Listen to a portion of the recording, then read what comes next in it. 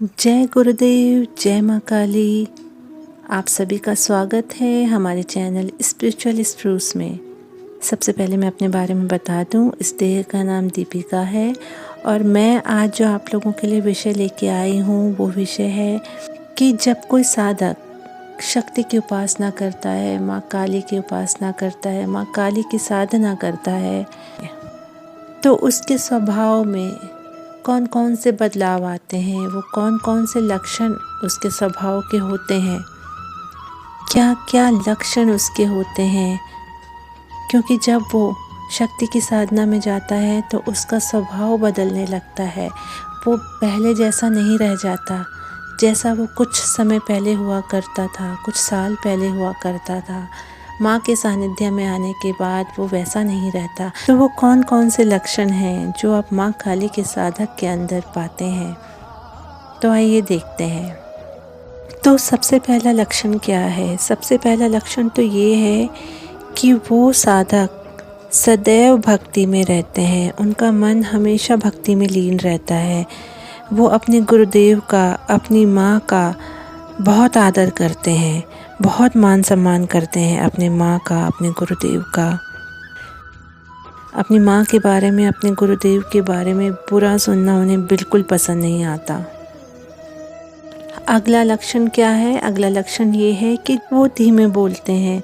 इसके साथ ही उन्हें ज़्यादा बोलना पसंद नहीं आता। वो इधर उधर की कोई बातें नहीं करते, फालतू की बातें करना भी उन्हें पसंद नहीं आता।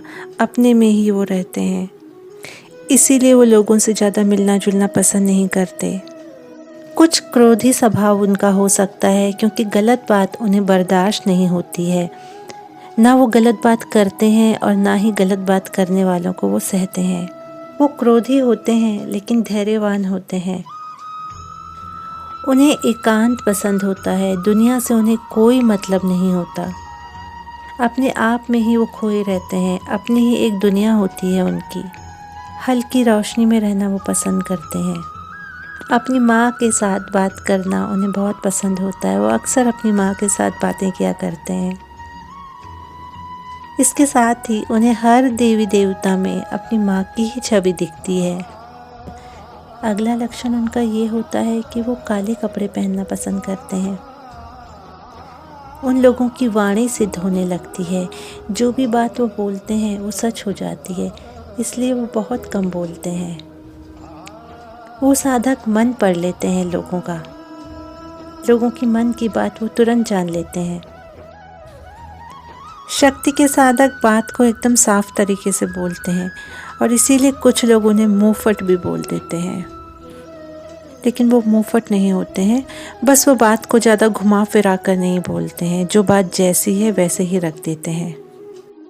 अगला लक्षण ये है कि वो अपना वादा हमेशा निभाते हैं। वो जो भी वादा या वचन किसी को देते हैं उसे पूरा करते हैं।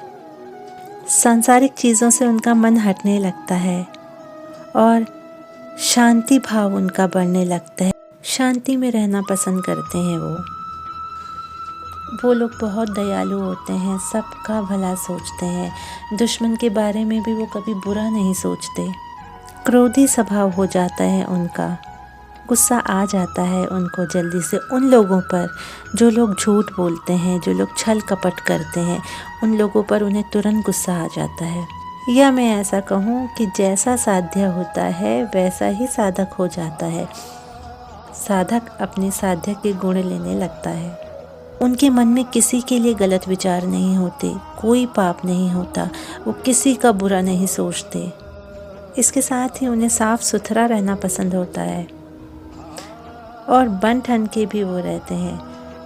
वो बिल्कुल भी छल कपटी नहीं होते। आप ये समझ लीजिए, उनको माँ काली कभी नहीं अपनाती जो अपना वचन तोड़ते हैं, जो छल कपट करते हैं, जो कपटी होते हैं। वो माँ के साधक कभी नहीं हो सकते।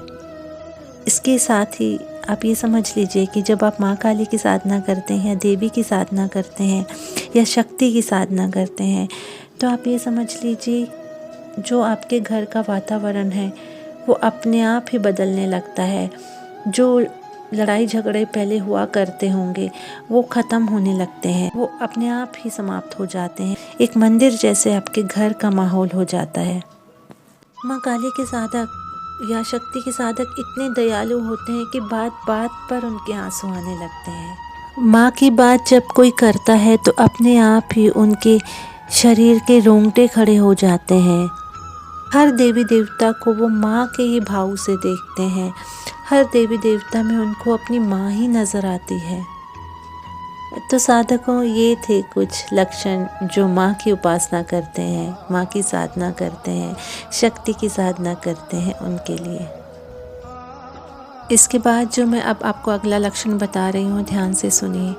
जो शक्ति की उपासना करते हैं, जो शक्ति की साधना करते हैं, जो माँ काली की साधना करते हैं, उनका कभी दिल नहीं दुखाना चाहिए, उनसे कभी उलझना नहीं चाहिए। क्योंकि अगर किसी ने उनका दिल दुखाया और ये बात अगर उस शक्ति तक चली गई, उनकी माँ तक चली गई, तो वो लोग उनकी माँ के क्रोध का सामना नहीं कर सकते। इसीलिए माँ काली का उपासक, माँ काली का साधक, शक्ति का साधक चुप रहता है। वो किसी से उलझता नहीं है, वो किसी से उलझना नहीं चाहता, क्योंकि वो जानता है। तो साधकों, अगर आपको ये वीडियो पसंद आया होगा तो लाइक शेयर सब्सक्राइब कीजिए और कमेंट में जय माँ काली लिखना ना भूलें। धन्यवाद।